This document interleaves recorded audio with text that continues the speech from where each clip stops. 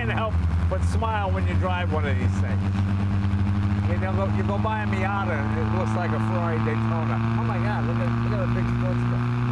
You know, when I take it up in the hills, I'm not really aware of how little horsepower it has, because it's so much fun to drive. But it does have a lusty little 948cc motor, which is kind of fun. That's one of those words that English use in the old road. A lusty motor.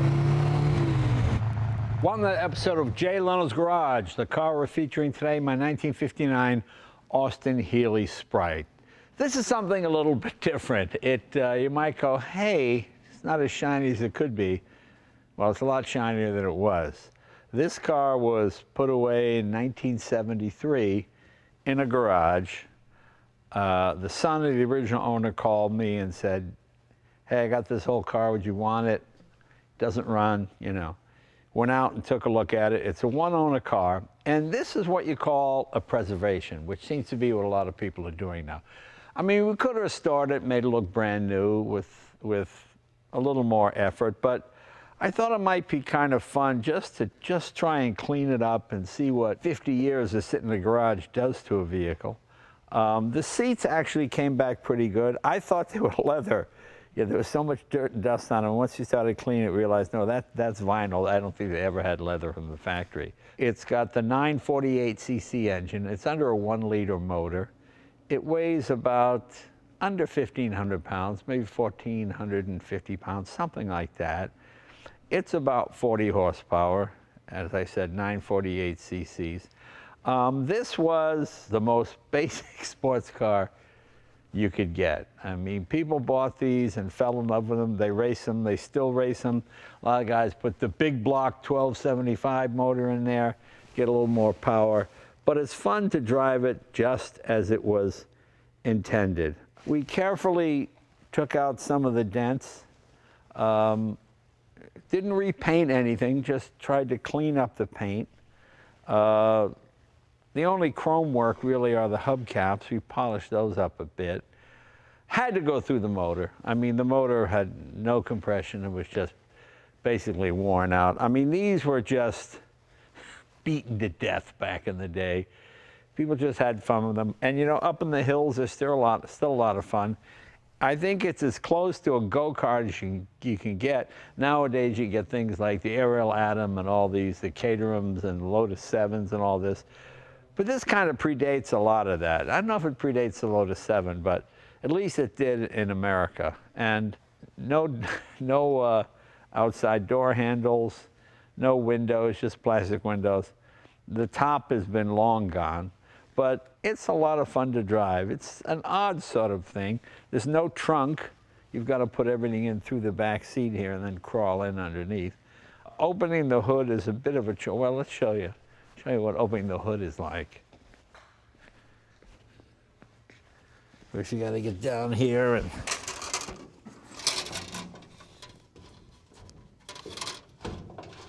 turn that, and then you think your car is hard to work on. See how to get this thing up.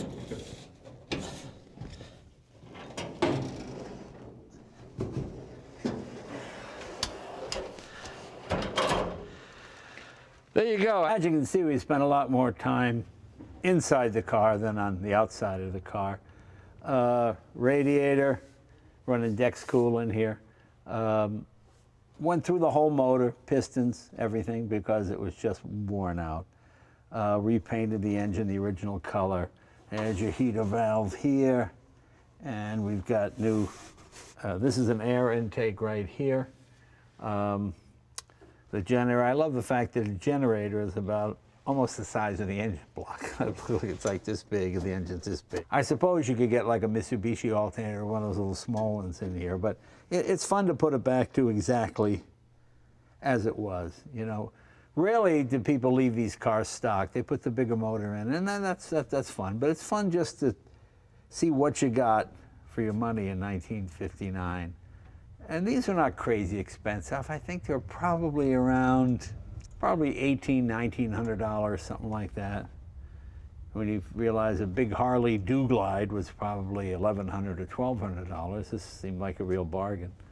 And this is a perfect car. There's no safety equipment on this car at all. The only safety equipment would be going, ah! You know, and hopefully people hear you and then step on the brake in time. But great fun to drive.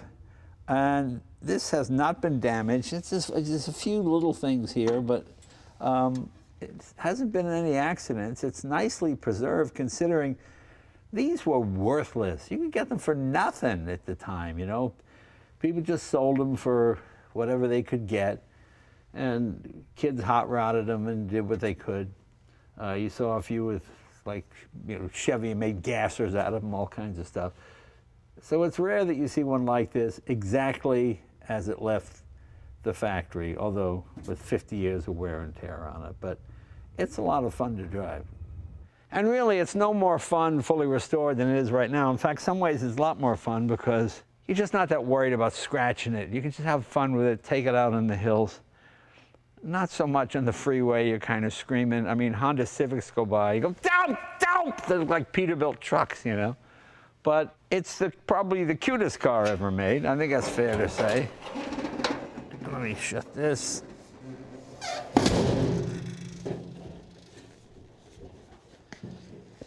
Get back down here, turn this, lock it up again. The chrome came back okay. This sat in a garage under blankets and stuff for 50 years. You know, that's the great thing about living here in Burbank, California. Lockheed Martin was around the corner, all kinds of aircraft engineers. Amelia Earhart, the famous aviatrix, lived right down the street here.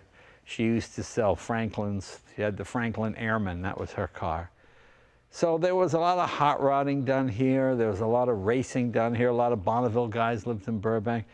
So consequently, when I drive around this area and I see a small house with a big garage, ooh, I know something's in there, you know. And we've managed to find a number of cars. My 1927 Model X Duesenberg, the last Duesenberg built by the Duesenberg brothers before they sold out to E.L. Cord, I got 3 miles from here. The other day, I found an XKE, a 63, that was parked back in the late 60s and just sat in the garage. You know, one of the local policemen said, hey, this hoarder guy died. There's a car down the street. And we opened the garage, couldn't even see the car. There's a water heater on top of blankets, on top of other stuff. And it was a pretty amazing XKE, but I'll tell you about that another time. That was sort of the story here. This one was about, 4 or 5 miles from the shop, just parked, and the guy just put it away. But it is basically a one-owner car, certainly one family, I guess you could say. And, well, there's not much to it. Let's go over the dashboard and show you what you got here. Obviously, there's no power assist because you don't need it. 4-speed transmission. You got your fuel gauge, speedometer, tachometer, oil and water, wipers, and that's about it. There's not much to this. It's pretty simple, but you know, it's a lot of fun. As long as you're racing against yourself, you have the time of your life. Somebody pulls up in a Volkswagen, they're probably going to blow your doors off, but that's okay. You just kind of keep the fantasy going. I mean, you feel like a race car driver. You're down low. You know, modern cars, 100 feels like 60. In this car, 60 feels like 200. These just make me smile.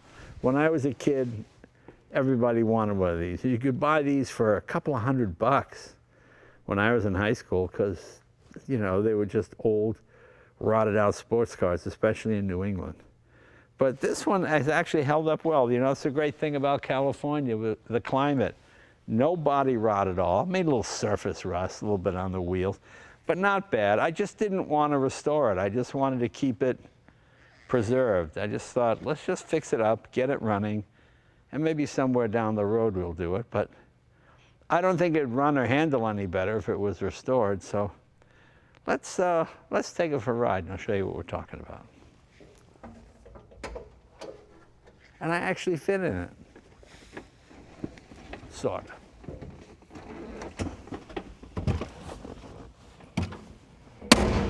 Hi, girls.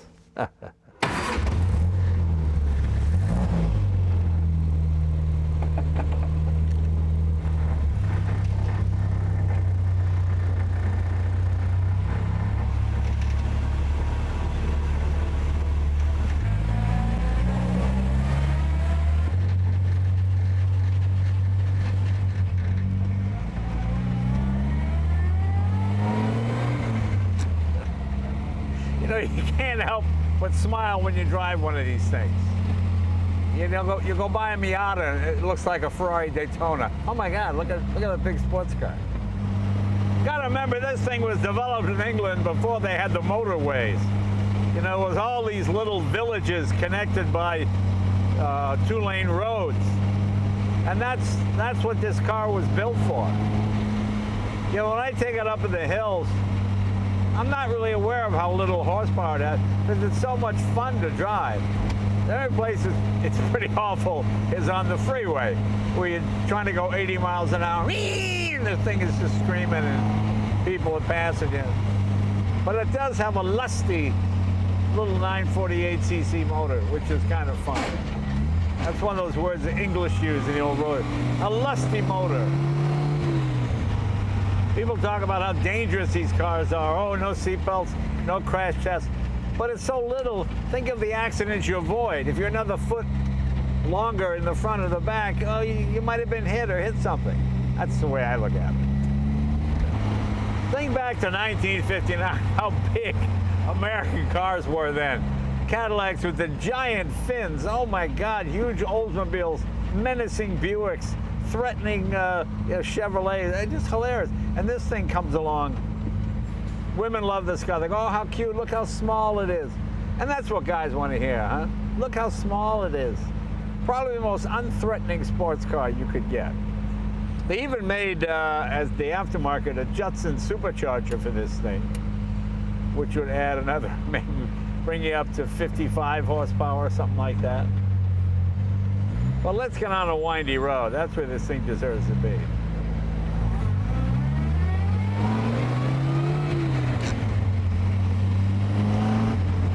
But certainly one of the most identifiable front ends in car history. Some people call it the bug eye, some people call it the frog eye. Austin-Healey Sprite, I guess that's the official name for it. I'm astounded it has a windshield washer. I don't have the wipers on it right now. I'm trying to find a set. It just seems like one of those accessories. You can just reach over and wipe the windshield with your hand. I mean, you've only got synchro on second, third, and fourth. And it's easy to get into as long as the top is down. Just step into it. You know, a lot of times I got to run out to the parts store and get fuses or light bulbs or something. And this is the perfect car. Just jump in it, step in it, and you go. You can park it, nobody's going to steal it. Well, I hope. I mean, it sounds great. Fifth gear would probably help a little bit. I don't know how many of these Austin-Healey sold in the States, but it was hugely popular. You saw them everywhere. And for the longest time in the early 2000, 2009, 10, 11, you know, $3,500, $7,500. Then everything went crazy right after that. I love driving it. It is so easy to drive. One finger, no power assist on anything. Just man and sewing machine. That's what I call it. But incredibly smooth. If you could take just B roads, you know, little two-lane roads through the mountains or wherever to get someplace, this would be a great car to take a trip in. On the highway, it would just drone on you, but, you know, the constant shifting, downshifting, makes it fun. I was going to take the son of the owner, the gentleman who gave me the car, for a ride today, but I can't find him. He's not around. But he hasn't been in it yet since it's been finished, because he used to drive it as a kid, and I think you'd get a kick out of it. Because it looks exactly the same.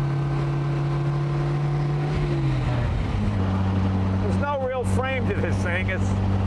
So consequently, when these got body rot, ooh, not good. But again, our wonderful California dry climate keeps all these things perfectly preserved, even when nobody touches them. Perfect roads for this kind of thing. It's amazing how much room is in this thing, how small it is. I mean, I fit in it fine. I think you have more room in here than I do in the Miura. I know guys put that bigger motor in these things, but I love this little 948cc engine. It's so smooth, so strong, just working so hard. I love how big the wheel is. I love a thin steering wheel. It's full size like this. Got all kinds of leverage. Oh, a little rubber. Hear that chirp? Wow.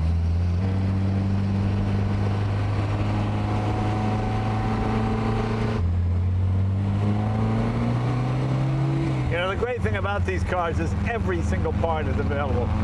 Moss Motors has been our main supplier, and they've been just terrific. But there's just so much stuff available, especially in England. But here in the States, too, it's quite impressive. I mean, heads, gaskets, whatever you need. Let's go back to the shop, hook this thing up on the lift, and see what she looks like underneath. See if that myth about British cars leaking oil is true or not. Okay, we've got our 59 Sprite up on our sterile Coney lifts. Let's see what it looks like under here. Let me start at the back. As you can see, pretty rust-free. I mean, there's, of course, surface rust you're going to have.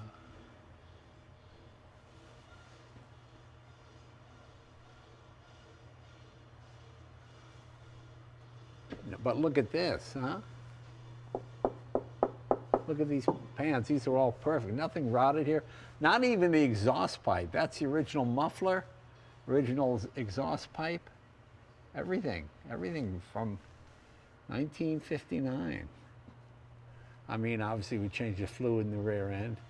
I probably could lubricate those springs, original shocks. You know what's funny? I like it's leaked oil in the exact shape of the oil pan. That's called garage art. But actually, it's not bad. I put about a few hundred miles on this thing, and it's not as greasy under here. Well, see, the English don't call it grease; they call it weatherproofing. You've oiled everything up. So, but look at this. I mean, no damage, no accident. I mean, it's really, really quite good. Oh, there's a drop of oil right there. They're just waiting to, yeah.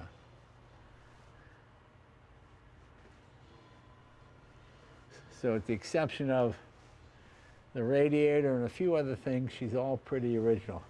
The internals are all new cam, new pistons, you know. But other than that, it's a nice stock car. There's your hood release here.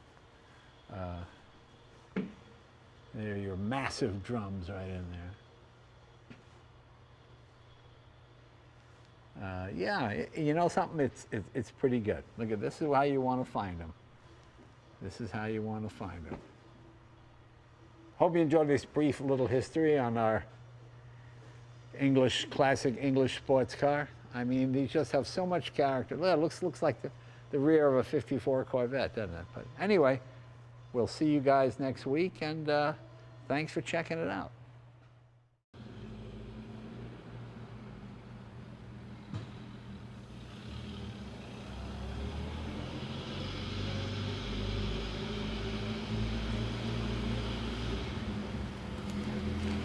Mm-hmm.